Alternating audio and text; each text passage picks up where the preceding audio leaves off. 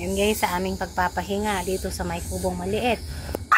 Yan, nakita namin ang maliit na baboy ramo. Ay, hindi naman pala maliit ito, malaki na. Buntis pa. Ito ay buntis na baboy ramo. Yan guys, i-flex ko lang.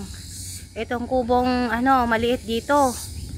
Andito kami kasi kami napapahinga. Yan guys, oh, dito kami sa may kubo.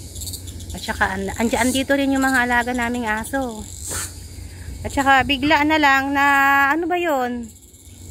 Ito pala, nandito pala yung mahiwagang baboy.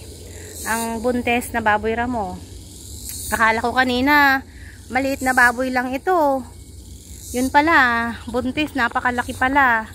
Kasi ayan guys, tinitignan niya yung mga alaga naming aso. Kaya very careful kami. Kasi kung minsan etong mga baboy na ganito kalaki, ano sila, kahit maliliit, nangaatake sila ng mga ng mga maliliit na aso. Yan guys, i-ano natin. Nangaatake sila. Ayan, talagang tinitignan niya talaga yung alaga naming aso. May balak yata to.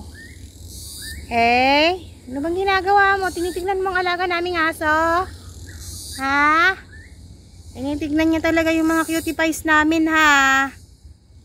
Ha? Gutom yata to.